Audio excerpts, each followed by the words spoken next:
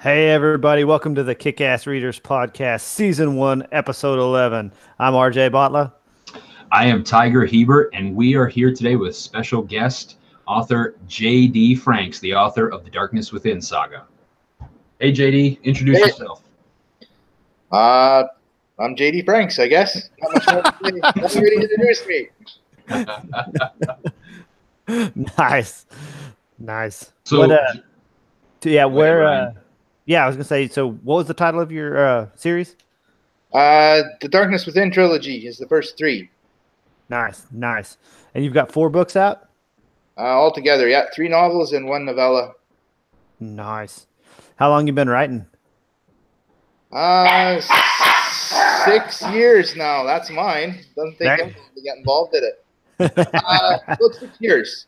I've been writing for about 5, but I spent a full year building Kelowna. I hired my kids to take my dog away. The dog is officially part of the podcast. So what's the dog's name? Well, he doesn't like anybody. And my daughter ran outside to see her friends, so he knows she's out there, and he's making it known that he knows.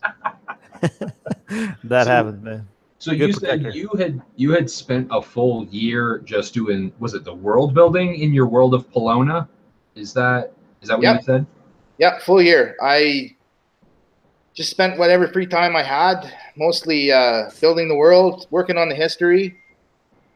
Had no real plans to publish or write seriously. It was just something to keep my mind busy after quite a few years of pain and a bad accident. So that was my original plan. And then as the world started to come together and stories started to come together, people started to get an eye on it. They figured I should maybe try publishing. So I got lots of time, nothing better to do. Might as well give it a shot. So I have a question. Now I haven't read the first book of the series yet, but I have read Sins of the Past, which is your prequel novella. And I thought that was fantastic. And the little taste you get of the world building there, I thought was really well executed. I'm curious though, which one did you actually write first? That's tough because I actually wrote The Legacy and Blood of the Lost first. And that's books, what, 2 and 3? Person. I also wrote them in first person. That's books 1 and 2. Books 1 and 2, yeah. Okay. So I wrote those. Took me about 3 months. The first summer I started writing, I wrote both of them. But I wrote them in first person. Okay. So then I was almost finished Blood of the Lost, the second book in first person. And as I was getting closer to the end, it was bugging me more and more and more. I didn't like the first person perspective. So I shelved it and then wrote Sins of the Past in third person from Yulissa Blacksmith's point of view. Yep.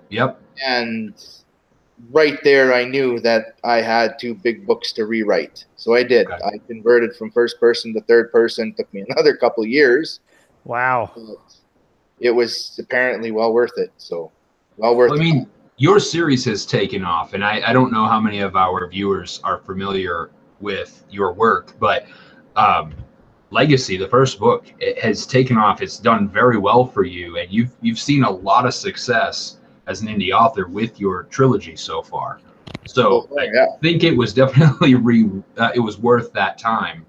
For me, it definitely was. I was not happy. The further in I went, the less happy I was with it. It wasn't what I wanted to do, and the only option I had was to shelve it and see how a third person perspective would work better, and it did. So, yeah, it definitely did. All 3 of your books are in the top 10,000 in the whole Amazon store right now, as of when I checked today. That's just, man, I'm super excited that the indie author's got that kind of success. Anytime I see that, I'm just like, yeah.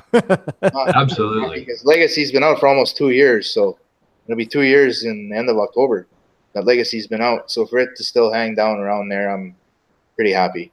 And the Fallen Sepulchre came out August 20th, and it dragged both books 1 and 2 back down in the rankings a bit. Okay.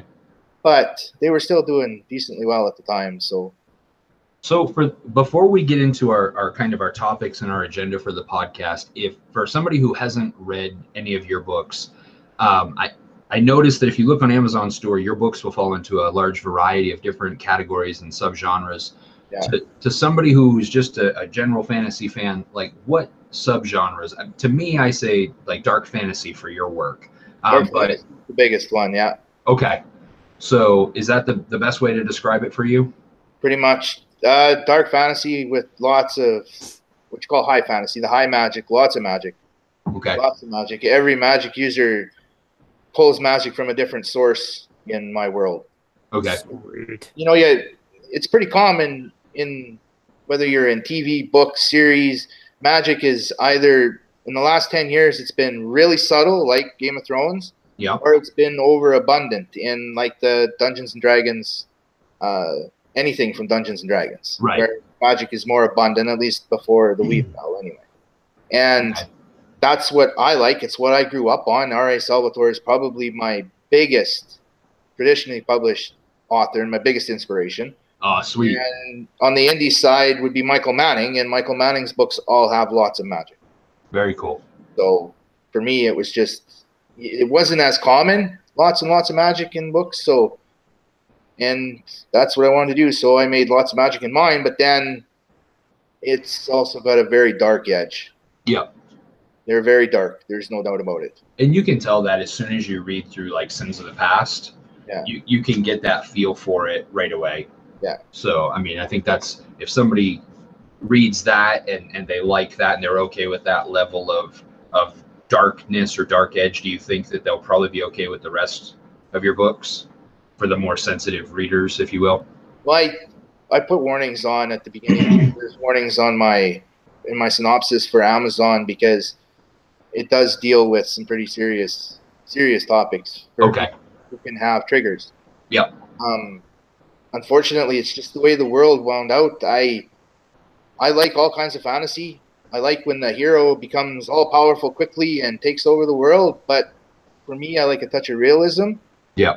And that's not really realistic. So, I mean, I know most readers like to escape, but I like to have a touch of realism in mind. You know, things can turn out good, but you're going to have to work for it. And sometimes there's a price to pay. Ah, that's good. Nice. So that's basically how I write them. Awesome, dude.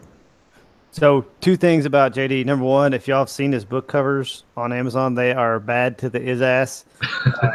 Yes. I was doing research today for the podcast, and I kept going back and looking at it. I'm just like, God, man, that's gorgeous. Phenomenal. Yeah. And then he is also Canadian. So we have 2 Canadians in a row on the podcast, which is a first. Although this is episode 11. So it's pretty easy to get a first when you're only in episode 11, but still it's pretty cool. Hey, we're over 10%. So that's great. There you go. There you go. We'll keep going. If we haven't said yet, I don't think we have, our topic for the week is how to write our characters that we love. And Tiger was looking at JD's stuff, and a lot of the reviews on his work were about the characters and how awesome they were. So we thought that'd be a great topic to talk with JD about. But we're going to start off with get next to our sci-fi fantasy news, and we'll go with our guest first. JD, what did you have?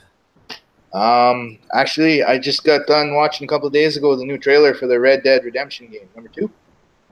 And they have, I don't know what they're calling it, but there's no clipping in the cutscenes. You go from cutscene to action simultaneously, and it looks phenomenal. So it's totally seamless. Yeah, absolutely seamless cutscenes, completely. Wow. They were showing it on cool. They were showing it on the one YouTube channel there, and I couldn't believe it. It looks really good. It was going from action, shooting, to fighting, to cutscenes, it was just absolutely something else. Couldn't believe it. So I'm pretty excited for that one, and I don't game much anymore. And that's kind of a step change in gaming, right? I mean, most of the time there's a definite cut. That's what caught my attention, is that I haven't really seen it anywhere else. Like I said, I'm not a big gamer anymore, but it really caught my attention. And I was interested in the game from the beginning because I loved the first one. But now, I'll probably end up buying this one because that's pretty neat. I can't wait to be able to actually be fighting and shooting at guys, and then all of a sudden you're right in the middle of a cutscene. Might be a little confusing at the start, though. You're not Why isn't my guy moving? You're picking yourself up off the ground, probably. Just make sure you keep that word count up, JD. Okay. Yeah. Play the games, but keep the word count up. My only concern is keeping that word count. I want to put up 3 or 4 books this year and the next year or so. Wow. Nice. Working on several right now. Plus, we still got one that's kind of on the back burner for Composite Games in the UK. So, now, are they all part of that same series? all of mine will be. Yeah. Oh, very cool. Yeah, I get a lot of fan mail and a lot of reader messages and a lot of reader emails. And now that the 3rd book is out, a lot of people want to see some origin stories. Oh, okay, cool. So the biggest one is Vogue, the character from the 3rd book. Yeah. And if you've read the 1st book, then you know that about the Mahala down underground. Well, Vogue's a Mahala that's not psychotic and crazy and trying to kill you all the time, and he helps Kale. Nice. The 3rd book, and a lot of people want to know where he came from, who he is, and what he is. Okay. And his origin story is tied directly to Ulysses. So I'm writing the 2 of them side by side, so I can hopefully release them at the same time. Very cool. Yeah, RJ's done a really good job with some origin stories. His are fantastic. And hopefully there's more coming, Ryan. Yeah. I got to get book 2 out first. Yes, you do. Yes, Yeah. it's coming. God, it's coming. I am hoping to get the editing done this week. Hoping to, but we'll see. I've been saying I'm at 60 and 70% for like 3 weeks, it seems, but I feel like that's right where I'm at. But it's 3 months. Yeah, exactly. I was with my 3rd. I didn't think I was ever going to get it done. 15 months, but yeah, I got there. Nice. Now, are you a full-time author or part-time? I've been for a little over a year now. Yeah. Oh wow, that's awesome! Congrats. Yeah, big time. Pretty happy about that one. To be able to support 2 teenagers and myself just by writing, yeah, that's definitely an accomplishment. One I'm quite happy and proud of. Oh, you should be. You should be. That's awesome. Yeah. So yeah, you definitely need to keep that word count up. How many words you write in a day, just on average? I've been averaging the last couple of weeks about 3,000. Nice. That's huge. Really? That's fantastic. I was kind of disappointed. Remember, I wrote those first 2 books, 780,000 words in a couple of months. So, yeah, but it's single dad and just not enough time to get down on the computer anymore is what there used to be. And then when you release a book, then you got audio book responsibilities and print book responsibilities, and they take away from writing time. So Yep, you're exactly right. Cool. Well, Tiger, you got any news? Nothing too crazy. Everybody probably already knows about this, though. I saw that Netflix, I guess, is the one who is going to be doing a TV series on the Chronicles of Narnia. I thought that was pretty cool. Oh, really? Pretty excited about that. I have no idea what the scope of it is, if it's from a different perspective or just a complete reboot. But it looks like Netflix is going to have the rights to that, so that's pretty cool. And of course, Netflix is supposed to be not Netflix. I think it's Amazon is going to have the right to the Lord of the Rings reboot that they're supposed to be doing. So I'm really looking forward to those 2. I have no dates. And then one thing that I found on Netflix, I don't know if anybody else has seen this yet. I think it's a new cartoon series called The Dragon Prince. I've watched the whole series. It's have good. You? Oh, okay. I'm only on like episode 4 or 5. But dude, it's freaking awesome. I haven't gotten to that one yet. I'm watching it by myself. My kids aren't even into it. And I'm like, give me the remote. I'm watching Dragon Prince. So, yeah, totally love it. But that's all I got. Yeah, if you liked Avatar The Last Airbender, you'll love that. I mean, Is that the one that's made by the same people? Yep. Oh, yep. Okay. I thought it was. I mean, it's not the same, but you can tell it was the same kind of people that made it or produced it or whatever Okay. So it's completely, everything's different, but it's well done. We'll yeah, I'm enjoying it. So check that out if you guys haven't. So yeah, and that's for sure. Yeah, and I guess I finished the whole first season, and it was I was kind of disappointed. It's like, that's it? No. Yeah. But that's why I usually wait till something's completely done, then I'll watch it. Yep, so you can binge watch it. That's why the only thing we have here is Netflix. We have local satellite or cable TV or nothing, just Netflix. Yeah, pretty much the same here. You get to watch most of them in one shot. There's a few they stream every week, but it's definitely worth the $10 a month. Yeah. Oh yeah. No doubt. Oh yeah. Sweet. So my news is kind of similar. What do y'all think of the trailers for the new Venom movie? I like the trailers. It's done pretty well opening weekend, so I just haven't had time to go see it. So Yeah, same here. The trailers just look phenomenal. It looks like it seems like they finally done the character justice. And I don't know if that's just technology. especially with his voice, like Venom's voice, Yeah. that's like right on. So I had mixed thoughts about it. Visually and aesthetically, it looked awesome, but my question is from the story standpoint, like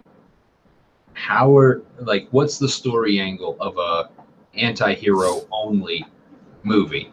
Like there's no Spider-Man, there's no good guy, so it's just Venom, the symbiotic organism versus I forget the dude's name who's the character that overtakes him, but it's just that struggle there. So I'm just interested on the story angle that they approach. So it seems like one of those things that could be either really good or like completely flop. Well, So I think I have to agree. It depends on what they do with Eddie Brock's character. Eddie Brock, that's it. Yeah. In the comics, Eddie Brock's, and pardon my language, but he's an ass. Yeah, he is. And he's very south of the border morally to begin with. So depends on how they write him. So I heard some people saying that he's not exactly that character in the movie. Yeah. He's more of trying to do the right thing at certain points, and it's kind of peaks and valleys with his morality or whatever. Yeah. But in the comics, you're right. He's a douchebag. Yeah. Right? So I was like, it's a douchebag who gets worse? Like, what's the story there? But maybe it's still awesome. I don't know. No, haven't seen it, but it's done well, and it's done well enough to get me into theater if I can get away and find some time. I definitely would like to see it. Yeah. I mean, visually, it looks fantastic. Oh yeah, it looks stunning. But I mean, Hollywood special effects now have come a million miles. So yeah, I do have reservations for any Marvel or superhero movies that are not part of the MCU. So if they're not part of that specific MCU, I always get a little leery. But who knows? It might be great. I don't know. We watch it for what it is, I guess, and be entertained. Try not to be entertained. Try not to pull too much of your childhood comic book reading into it, and you might be all right. Are you not entertained? Exactly. Cool. So we can move on to Weapon of the Week, and I was excited to hear about this. And how do you say your character's name, JD? Kale? Kale? Yeah. Kale, just like the time. Kale's Reaper Blades. And I'm assuming that's what's on the cover of your book, which is basically a double-bladed scythe. Yep. Oh, man. Okay. They're sweet, aren't they? Dude. So how'd you come up with them, and why, I guess? I can't take credit for that one. Oh, okay. See, I've never seen it before. Well, I guess I can take credit for it, but it was the weapon that they found. If you know me well, or you followed my page, right, I'm a pantster. The first 3 books are pure pantster, no planning at all. No planning, no plotting. Okay. So when those Reaper Blades come out in my writing, I wasn't planned. That's just how they showed up. Man, I don't know how y'all do that, because I'm a complete plotter. I'm an outliner. I have to have some kind of guideline, but because if I just sit down and just try to start writing, I'm like, which is kind of funny, because that's what I do on my outlines. Is I just sit down and make stuff up, but then once I have, it's all just kind of broken down. And I think like Josh is definitely a pantser too, but he seems to have all that in his head, at least a general guideline, maybe. Right. Man, I can't do that. I got to get it on paper and say, okay, yep, I know what I'm going to do here. And it always changes as I go, but. So I started out being a pantser as well, but the issue I found is that by doing that, the more complex and sophisticated you want your world and your history, the more work it creates later when you have to fix things. And so out of pure pain, I forced myself to be more of a little bit of and I kind of do the bare minimum outlines, like bullet points on a notepad. And it's just to know, okay, I'm familiar.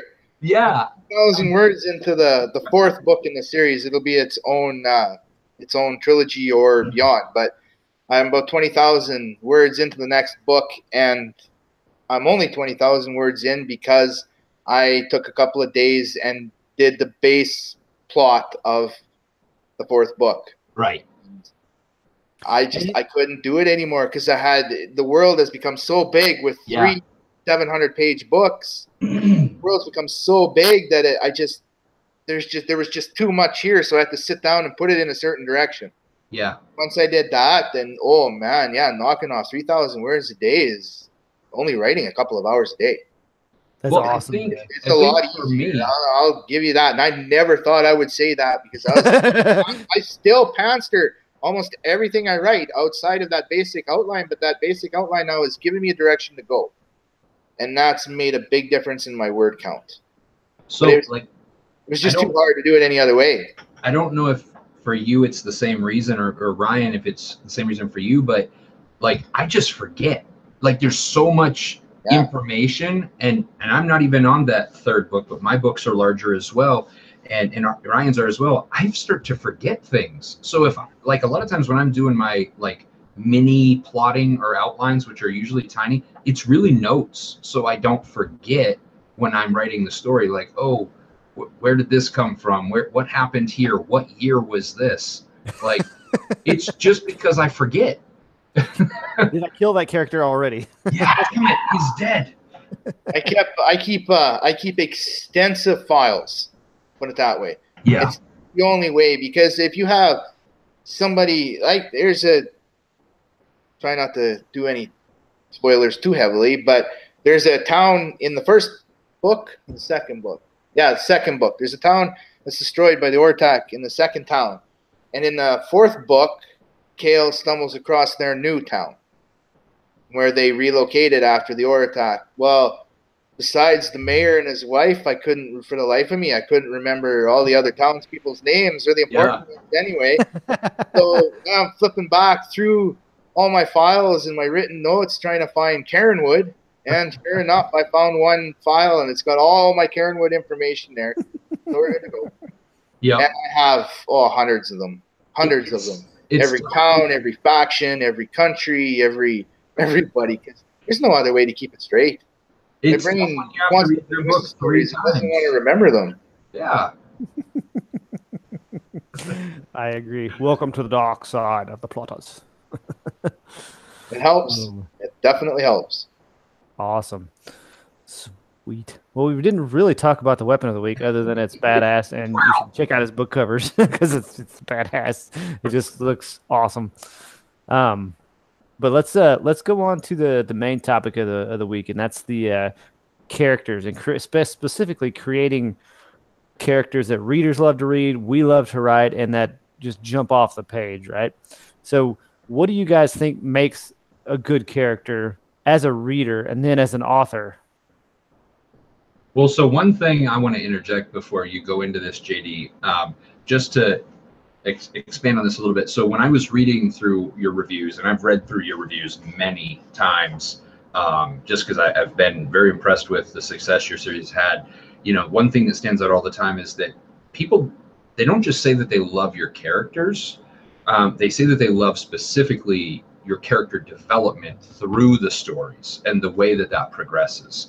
So not only when you're talking about creating characters that people love, but if you can also touch a little bit, if we have time, on the character development aspect as well. Characters you love, it's kind of a tough one, because it really is, because different people like different things. For me, people change, they evolve, experiences affect how they react, and how they react in one situation 5 years down the road, experiences will change how they react to that situation. So keeping that evolution in mind, you kind of have to keep that character's mindset in your own mind all the time, and understand that, well, yeah, they might have originally reacted by punching somebody, but now this has happened. How do you make it realistic? Because like I said, I like to add realism to my stories, and the easiest way to add realism is real characters, or as real to life as you can get them anyway. That's awesome. As for how I do it, yeah, that Poundster thing, you know. There's a couple of characters that I have who are modeled off of people I know, and some of their personalities have really lit up, especially Max. And other than that, I don't really know. You know, it's how they come to me, how the characters come to me. That's cool. Yeah, and I think you hit the key on it in that, and also when we were talking earlier, is about keeping it real.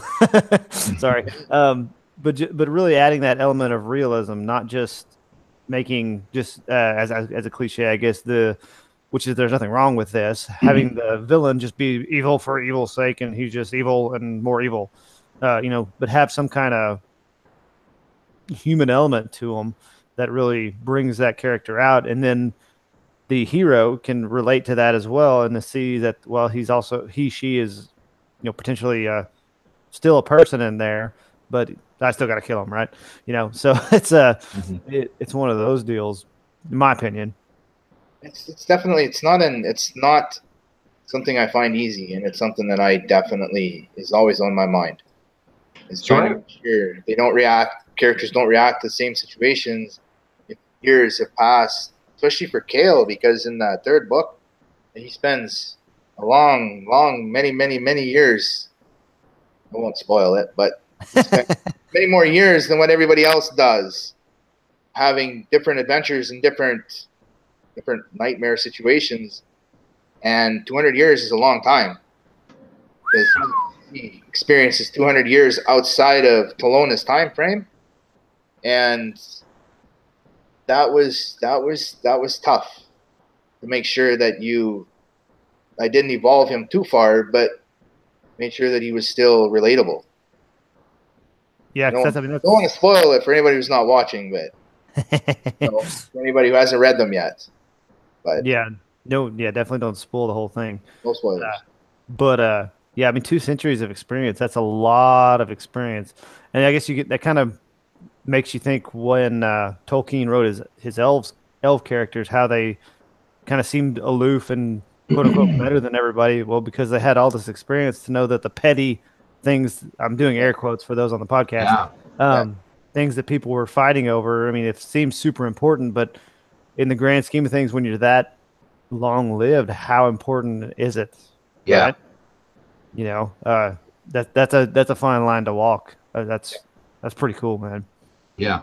I have a question. So, and because you're a pantser, I'm really curious about your answer on this. So when you're developing your characters and you're pantsing, right? Yeah. Do you find an issue? I know some authors sometimes talk about, you know, hey, I wanted the story to go this direction, but the character didn't allow it. That character X had other plans. Do you find, now that you're not limited to just a first-person perspective, do you find that when you're writing out certain characters that sometimes as you're into their head, if you will, that they kind of take detours that you probably didn't plan due to their personality and their experiences and decision-making? Well, definitely. Okay. Definitely. Yeah, they definitely go their own way. My daughter's 15, and she thinks it's funny when I'm writing because I don't stop. I just go. It's like straight from brain to fingers to computer. Okay. And it makes her giggle when she comes down here and I'm writing, and she'll stand there for a couple of minutes, especially when she was younger. Stand there for a couple of minutes, and she goes, "What are you writing?" "Well, I'm writing story." And she says, "But you're not stopping. Where's it coming from?" "Don't know." There. She always found it was strange. I find it strange, but that's just how it is. And yeah, I have definitely had characters do right turns that I wasn't expecting. Even had one death I wasn't expecting. Oh, okay. And I wasn't expecting it until I typed it out. And then I was like, no, we got to go back. We're going to fix that.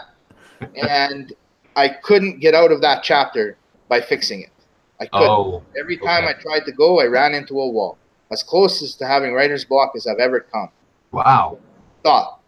And I figured, you know what? Okay, I guess it's supposed to be. Went back, erased everything. had her die, and then lo and behold, there was a twist at the end of the first book where you found out why that was supposed to happen. And you didn't even know it. You didn't even know it until later. Didn't even know it until I finished the last part of the book. And then it lined up with the last part of the book with where the death happened to things that happened further even before that. They all come together. So you wrote a twist you didn't even see coming. That's fantastic. No, didn't see it coming at all. That's totally cool. That's the Panster thing. I think me personally, and it's just my OCD nature, I'm too much of a control freak. So like that kind of, I admire that the whole creative process takes over. But for me, I think I probably wrestle with my characters a little too much, and I put them into submission.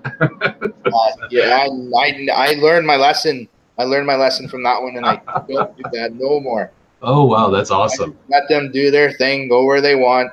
Like I said, with the new book, I was able to plot out a general direction for the story, but as for how they get there or what's going to happen in between, still have no idea, and I won't until I write it. That's awesome, dude. But it seems to work, so I guess. You just keep doing it. I mean, it's working for you. You keep doing it. It's very cool. It's so cool. You know, I love talking to other authors because, you know, you would think that there would be a lot of, you know, things that when you boil them all down, the common elements would all look the same. But the truth is that doesn't. All of us have our own different processes, and there may be a few things that we all do, but each of us has a completely different artistic process and creative process. And it's just so cool to hear how other people, how their brains work and how the stories come together. Yeah, it is. Especially when you come across people who can write the same size books that you do. And then you're like, well, you plotted that whole thing out? How did the whole thing. How? The whole thing. Now that I can do a little bit of plotting, I'm like, how can you plot like chapter to chapter? Some authors I've spoken to can even do scene by scene. Oof, no. And I'm just like, I wouldn't even know where to start. Couldn't even begin to start. So mine, you just drill down as you go, right? So what I usually end up doing is, to give you some insight into mine, I'll write out the major outline, just say like, I don't know, 30 bullet points on what I want to happen and kind of the order I want it to happen in. And then I'll go in right before I write one of the bullet points. I'll do a quick outline on what I want to happen in that scene. And then just say that one has 30 bullet points. So that those 30 just keep expanding is how I write. Okay. And it does take time. Like you were saying earlier, JD, I mean, like you said, you took 2 days to do the outline, and mine usually takes probably a week to get the big outline, but I'll end up going deeper into some of the scenes. That's a pretty loose outline. Yeah. But mine, it's enough to give me, for me as a panster, enough to give me a direction to go. That's what I said. I've always respected plotters, because to know what you're writing ahead of time to that point is just as neat to me as my being able to pants completely off the top of my head to other authors. So, you know, like I said, everybody's process is different, and I always find it amazing how other people write. Yeah, and it's so different from how I do it that, you know. I know for me, when people ask me the question, I tell them, you know, the easiest way is, okay, we're going from Maine to Florida, and we've probably got to stop at New York somewhere along the way, and maybe North Carolina, but that's it. I'm not giving you the highways. I'm not giving you the roads. I'm not giving you the vehicle. We'll figure that out as we go. And, you know, that's about, my outline is usually very key bullet points. And then as I decide in the writing process that there's something that needs to happen, we add another bullet point in. How we get there, I have no idea. So, I mean, I'm definitely not as detailed as RJ. Now, at the end, I might end up with as many bullet points along the way, but most of them are you know, en route. So, but yeah, the whole pure pantsing thing is fascinating to me, though. Well, it's fascinating. Yeah. I do it. I don't know. Yeah, it's kind of frightening sometimes. If I didn't have books to release, that might be in a nut house somewhere, locked up in a white room. I still have lots to keep me company. right? All your little friends.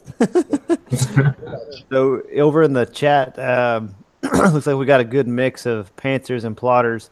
Talking about JD, your situation where you had a character die. Adam Collins said he had a situation where he intended two characters to be friends, but they begged him to let them get together, so he gave in. So even those inspirations happen to plotters occasionally, is what he said, and I agree. There, stuff happens when you're writing. Like, no, that's not going to work, and you rework it as you're going, or you say, "Oh, that's good." And I end up adding stuff to later chapters as I'm writing the first few chapters. Like, oh, I need this to happen because of that in 3 chapters, or blah blah blah blah blah, as you go. Heather Cassidy said she started an outline and haven't opened that file in 6 months. Yeah. Hey, as long as it works for you, Heather, just keep it going. That's all that matters. Yep. Exactly. So, JD, who is the hardest character? Something I find difficult when writing characters is mine. I feel like they all tend to end up sounding the same, or have their own, have similar personalities, because I have a trouble switching and getting completely into somebody else's head. So, who's the hardest character you've had to write? Oh, you had to ask that one, didn't you? Max would definitely be the hardest one for me to write, because he's based off a friend who's no longer here. Oh, okay. So very emotional. Yeah, so that's a hard one to write. He's harder, definitely. Understandably so. Now, a question, and this is probably a sensitive question, but because it's a friend that's no longer here, are you able to write the good qualities and the negative qualities, or is that like almost a taboo? It's out of respect for him. I make sure that he's there, and a lot of Max's character is based off of his life, because he was a soldier and didn't come back from one tour, and when he was on tour, his time over there when he was off, the only thing he had to do at night was write. We used to Skype together and write half the night for him, because he couldn't sleep with the crap that they were going through. And that was from morning 9, 10 o'clock in the morning on for me.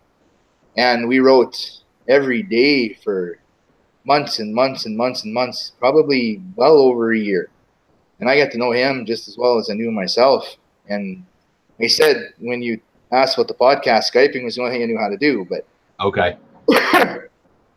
And then one morning I showed up to write with him, and he wasn't there. And it wasn't uncommon, but so I figured, okay, went off and did my writing, and then 2 days passed, and then a week passed, and finally, after about a month, I slipped over to his wife page and seen that she had a notice on there that he didn't make it back.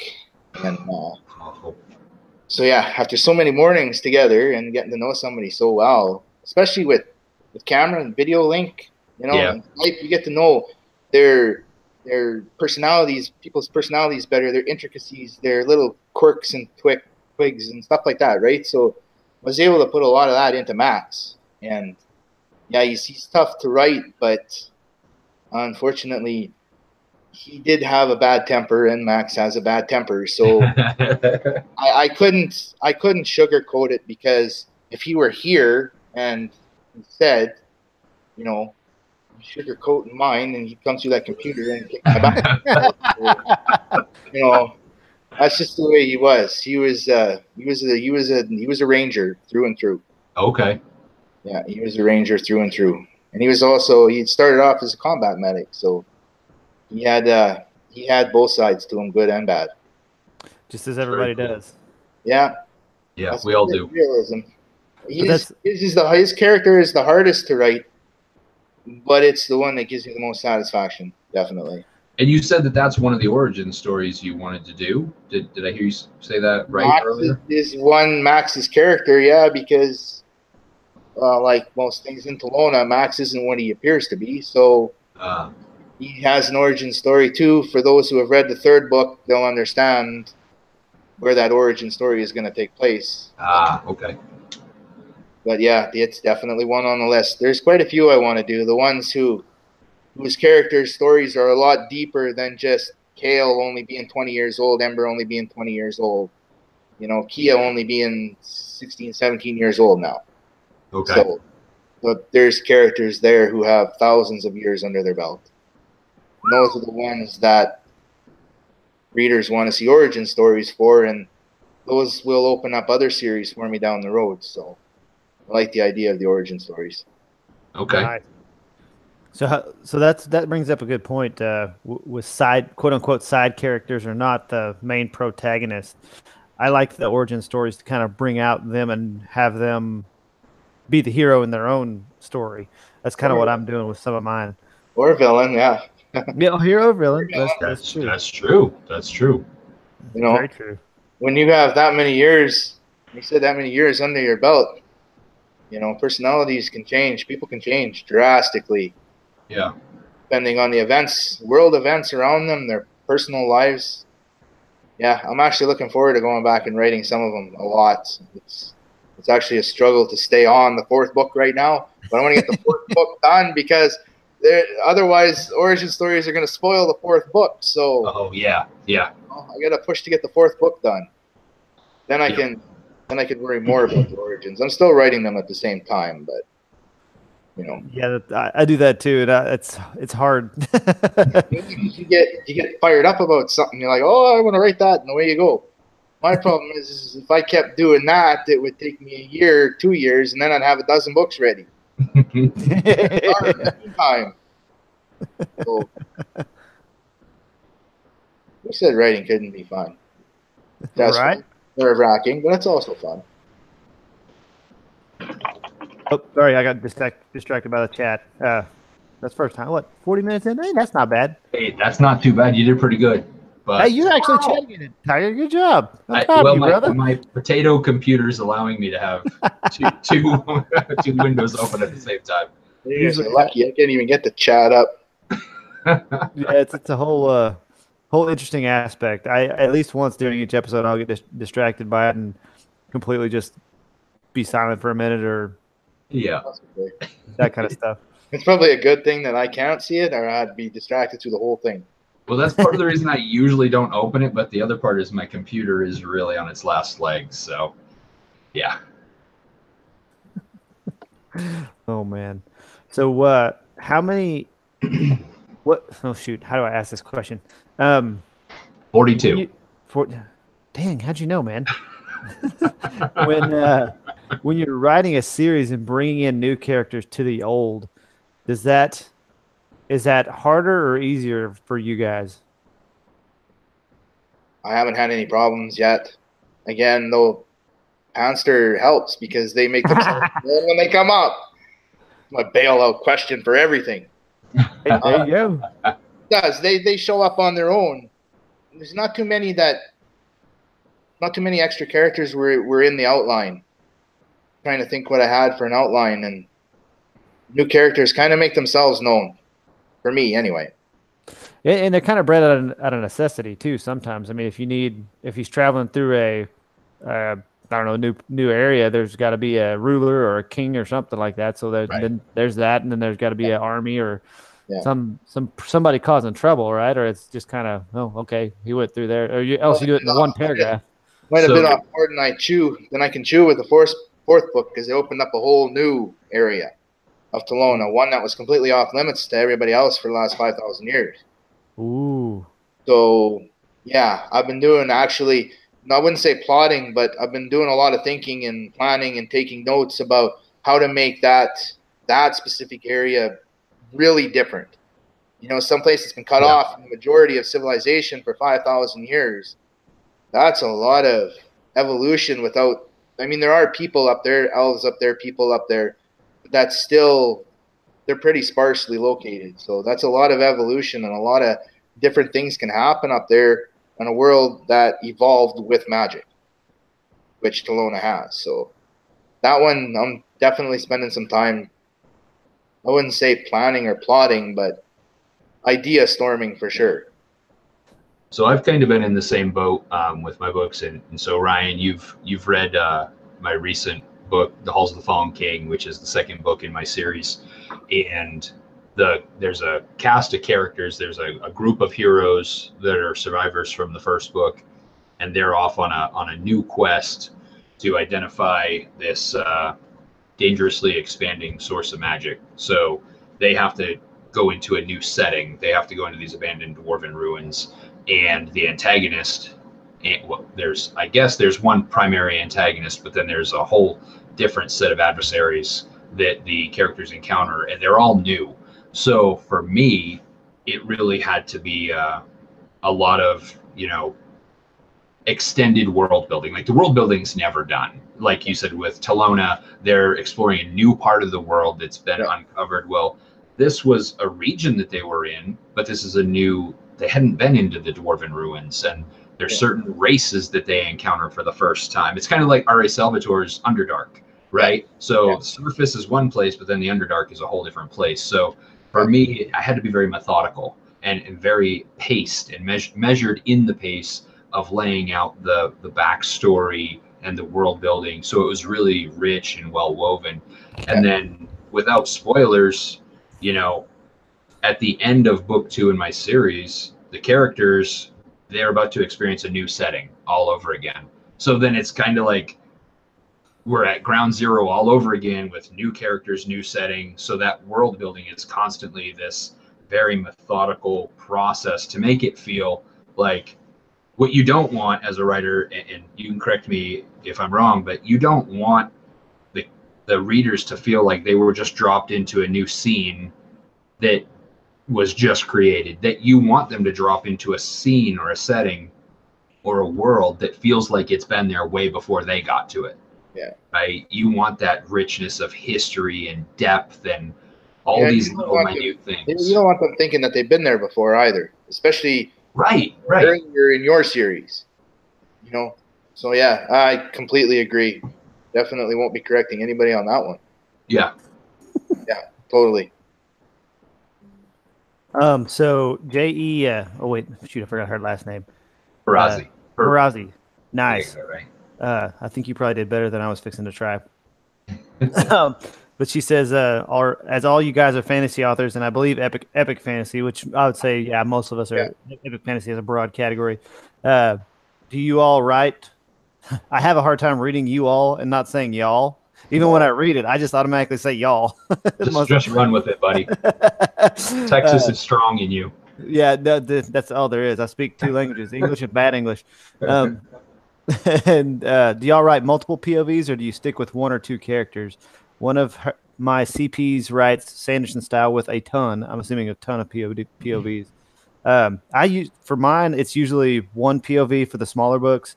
In my big books, it's 1 main point of view with Jayton Baird. But there's definitely chapters where it's a completely different person that you're in their head.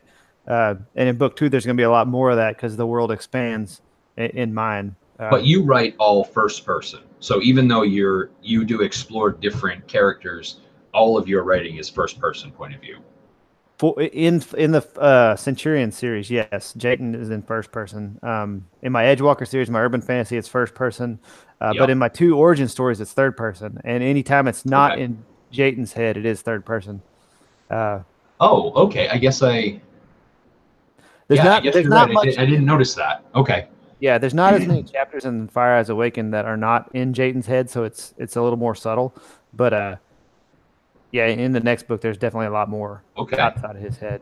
That's right, because I'm thinking back, because I've read Death Cloud, and as I read through it, I'm thinking about those few chapters where you're outside of his head, and they're small and they're few and far between. But yeah, I get what you're saying now. Awesome. Apparently, in the first book, I had too many points. Really? So, yeah, I love Amazon's review system, and I rarely read my 4 and 5 stars. I always read my 1 to 3. Yes. Because if I have a regular, consistent complaint, then I pay attention to it and try and do something to fix it. So one of the biggest complaints I had was that there was too many point of views in the first book. So I reduced them a bit because the storylines that were already going for the second book, there were still several point of views. In the third book, I limited them down to the only points of view you get, and it's 1 point of view per chapter, but you get the point of view from the lead character in every group. So if you're with the group Ember was with, you get Ember's point of view. If you're with Kale's group, Kale is always the main point of view regardless. And then there was other ones like with the Pirates. So when you're at the Pirates, Dominic Cavaro, he's the captain of, well, he's captain of the Armada now, but he's a pirate captain who had several ships under his command. So when I was writing about the Pirates, it was his point of view. When I'm writing about the Assassins, it's always the Broken Blade Assassins. It's always Marathon, because she's the head of the Assassin Council. So in the third book, I tried to keep it to just the main character, whoever's group I was writing about in that chapter. And I think it turned out a lot better. For me, writing it turned out a lot better. Made the story flow a lot better. Some of my diehard, we'll call them fans. I won't even call them readers. We'll call them diehard fans, the ones who message me. They like to talk about the books. They were a little disappointed because they felt that I left some of the story out. But when you write this big, these kind of books, you kind of have to balance where you write and where you don't write. And a lot of the complaints about my first two books, besides too many POVs, was that it stretched on too much. Okay. So, when it becomes, if I get 3 or 4 or 5 or 6 reviews where they're saying that, then it's something I take notice of and try and fix that in the next book, or tone it back, or give it a little more, whatever reviewers are after, right? Right. I mean, I think that's key. If several people are all saying the same thing, there might be some weight to it, right? Yeah. And we're all learning, we're all growing and improving. Oh, sure. So not every person who leaves a less than 5-star review is a troll, right? Well, some of them actually are critiquing valid things. Yeah, those are the ones I like. And yeah, we all get trolls. Everybody gets them. I have I have one who's made a point of putting it on every book. Oh, what a douche. 1 star on every book. Oh. And he or she has clearly read them, because it doesn't look like a troll review, but it's always a 1 star. It's always the same Amazon name, and it's always the same complaints. And they're always, I'm not quite sure what book he's reading, but I don't understand. And don't get me wrong, he's entitled to his opinion. Never take that away from any reader. I just, if he's trying to make a solid point, I have no idea what it is, and I can't. I wish I could, because he's made a point of putting a 1 star on all 4 books. Same account, yeah. Same account. Yeah. Oh man, that's success. Crazy. Success can create enemies. It doesn't bother me at all. Yeah. I mean, I know it. It doesn't bother me. I can handle criticism very well. It doesn't bother me one little bit. And I think if you can't handle criticism, then you're not gonna make it in this world. Yeah, no. Not in a writer world. You have to be able to take it, because you're gonna get hit. I got 4 and 5 star reviews that are basically tearing my butt apart, because they're fans who like the first 2 books, didn't like something in the third, or fan from the first one didn't like something in the second one. Great book, love the book, 5 stars, but. Oh, yeah, there's a but. I got a couple of those on the new one.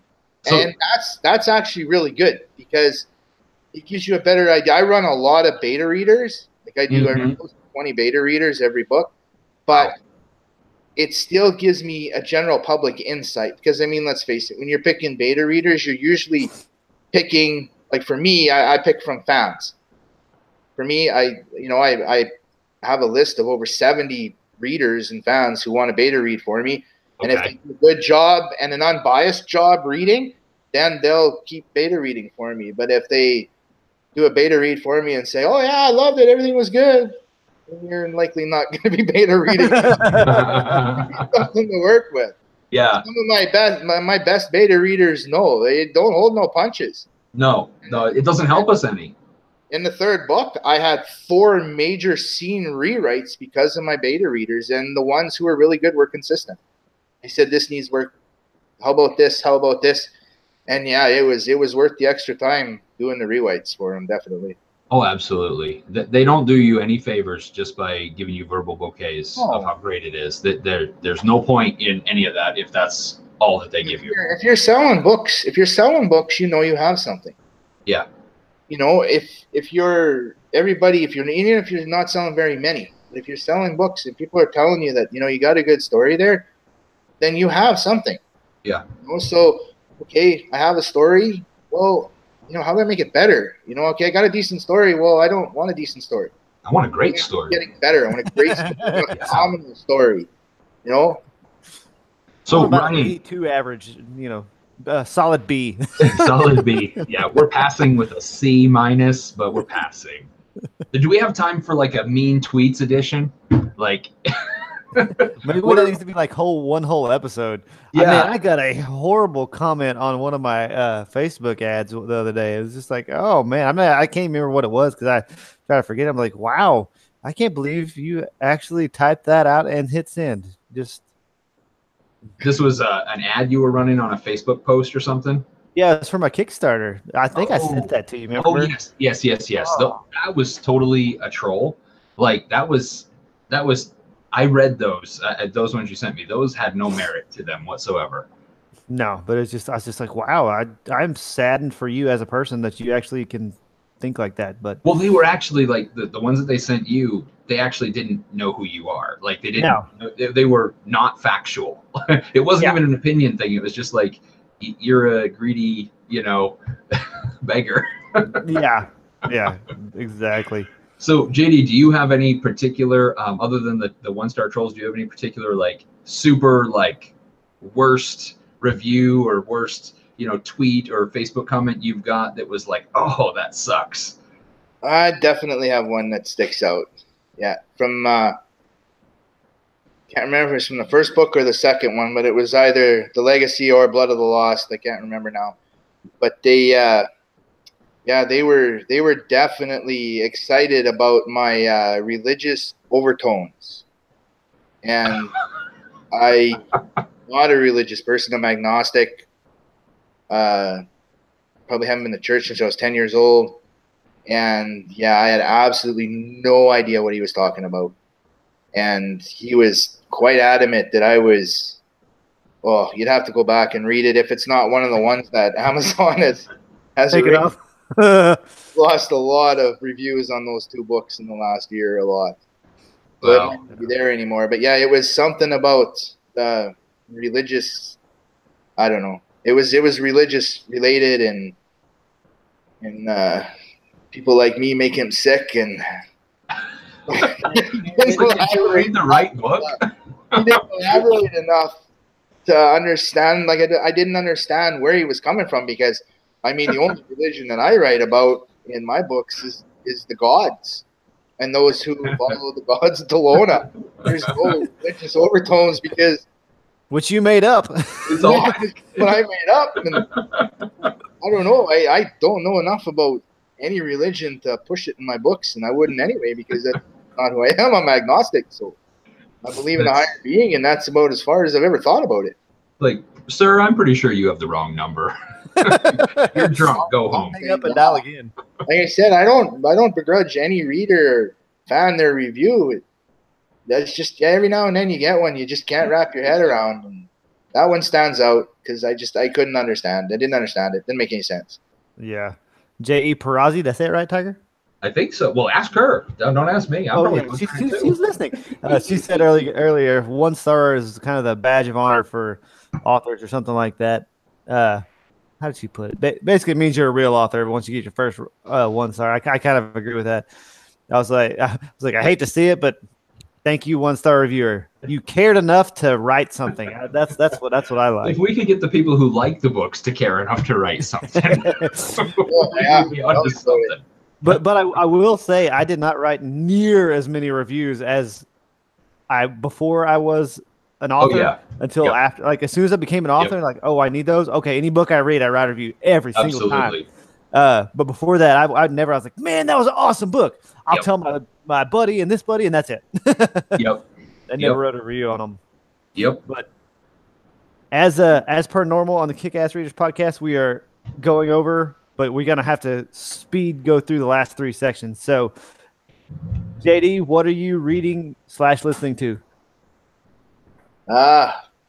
Officially, nothing. Pretty much the story of my life lately. But Michael Manning's new series, Mordecai, is on tap. I just haven't gotten to it yet. Nice. Yeah, his new series, first book's called Mordecai, and it's carry on from his 5 books. I can't remember what the series was, but they were about Mordecai, and Mordecai was one of my favorite characters. So he went and wrote a prequel series and a spin-off series, and then he went back to Mordecai years later. So I'm itching pretty bad to read that one. I just haven't. Very cool. Made time, and I should. That happens. He's a great guy. I love Michael Manning. I would have never started writing if it wasn't for him. So that's cool, man. Very cool. Very cool. A new name to add to the list. Yep. Yeah, lots of books too. I think he's got 12 or 15 books out. So. Oh man. Enough to keep somebody busy for a while. Oh man. Tiger, what you got on? So for now and the foreseeable future, I will be sluggishly picking my way through Oathbringer by Brandon Sanderson, and that's just because I never get time to read. But that's what I'm at. As far as listening, nothing too specific. Kind of a mix of Toby Mac and For King and Country, just music. That's about it. Nice. I'm reading a book on a nonfiction on becoming an email list ninja. So try to get my newsletter a little bit better, if you will. I'm pretty good at sending it out, but sometimes I sit down and write and I'm like, I've been writing and editing, and what else can I say sometimes? Yes. So I'm hopefully at least you have one. Yes, that's the mailing list. That's true, but you can start anytime. Today's the first day to start, or the best day to start. It feels like I'm pretty close to the first day. Ugh, mine's so not big right now. Well, I got my website up now, and there's a email list is there. It's just for somebody who is as tech illiterate as I am. It takes a while to learn how to work everything properly.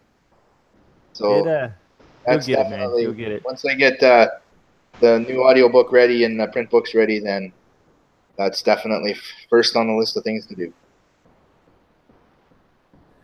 Awesome. Very cool. So another thing we do is we at the end of the podcast we like to say something we're thankful for, kind of bring our faith into it. So JD, what's something you're thankful for? Thankful for? Oh, it was Thanksgiving this weekend, Canada, right? Oh, okay. Yeah, really? Yesterday or Sunday. I don't know which day they credit to Thanksgiving Day, but it's Thanksgiving weekend this past weekend. For me, always thankful for my kids, and I'm always thankful for my readers and fans. Awesome. Those are the 2 biggest. That is a good one. Well, you left him out. That's why. I can't even hear. Need my kids to start acting a little sooner. That's fantastic. That's awesome. Well, I'm gonna tag off that and be thankful for our pets. You know, they become part of your family if you have any. We have a little dog, all 9 pounds of fury, kind of sounds the same as yours, but they really become part of your family, and a lot of times they can just snuggle up to you and ask for a pet, pat on the head, and that just kind of brightens your day, and it's actually proven to release endorphins and make you actually feel better. So I think that's a good one. They can make you mad when they're barking at nothing, but they're good little things to have around. Mine writes with me. He's my writing buddy. So when I'm writing at the table, he has his own chair. When I'm writing on the couch, he's got his own pillow right beside me. That's awesome. I love it. Yeah, he's a 5-pound black Chihuahua. So he's been around here. He's usually on my lap when I'm writing at the table, but kids must be keeping him under control. Nice. Or Tiger? Just had it. Oh, I remember what it was. Okay. So a little bit of a teaser here and super vague, but I am really excited about the anthology that RJ and I are fortunate enough to be working on, and can't give a whole lot of details because I don't think it's public knowledge, any details about it, but it's a myth and legends themed anthology. And we're supposed to have our stories in the rough drafts at the end of this month. And that's coming along nicely. So I'm really excited to get that story done, but more importantly, to be a part of this anthology, because it's shaping up like it's going to be a really awesome collection of fantasy and sci-fi stories. So I'm excited about that. Really thankful for the opportunity. Sounds good. I hear you there. Anthologies. It just takes me a year to read them. Yeah, I collect them too, just never read them. There's a puppy dog. I see a chihuahua there. There you go. Yeah, he pretty much is ready. He's nice and comfortable there. That's awesome. If I keep him in my lap, he'll stop barking. Awesome. Well, JD, thanks for coming on the podcast, man. It's been a blast. It was a good time. If readers want to find you, where's the best place to send them? JDFranx.com website. All the books are there. It's nothing fancy. You said I'm not a tech guy, so books are there. Links to Amazon are there. Best place to get a hold of me, if you're looking for me specifically, is JD Franx author on Facebook. That's where I do most of my stuff from. It's from my author page on Facebook. Yeah, and you're pretty responsive. I know I pick your brain all the time, different questions, because you're a little further along the road than I am. So I know you've been a huge help to me, and you're always responsive. So I try. I've made it a point. Whether it's authors, fans, readers, if you reach out, I make it a point of answering, and not just a carbon copy and paste. I like to talk to my fans, to my readers, and I love talking to other authors. So I make a point to try and get back to everybody. It's not the easiest thing to do after a release, but now we've slowed down. Now I'm only getting about 4 or 5 a day. But after a release, it's almost a full-time job just answering messages and mail. So, but it's something that, I don't know, people spend their money and take the time to read my book. The least thing I can do is take a few minutes out of my day to talk to them or answer a question about the book or whatever it might be. Hey, it's a good problem to have, brother. Good problem to have. It's definitely one I will never complain about. Yeah, that's awesome. Awesome. Well, we're only 7 minutes over, so that's not too bad. But JD, thanks again. Tiger, thank you for your awesomeness you bring every time. Tune in next episode, which is at an undisclosed date, at an undisclosed time, about an undisclosed topic with an undisclosed guest. Just watch for the bat signal. Yeah, we'll post it on the Facebooks and the interwebs and the tweeters and all that stuff. But thanks for watching and listening. As always, if you're watching on YouTube, please like the video, share it, give us a rating. Same for the podcast. If you're listening, wherever you're listening to it on the iPod or Apple's iTunes, what do they call it now? The Apple Podcast app or Spotify or Stitcher or any of the other places, just give us a rating. It always helps with reviews, just like it does for your books or for our books. And always, if you want to stay involved in the Facebook group, it's the Kick-Ass Readers group, right? Guild. I was like, that's not right. Guild. And we'll gladly admit any new members after the correct amount of hazing. But thanks again, guys and gals. This is RJ signing off. Great. This is Tiger. Take care, everybody. See y'all. Peace out.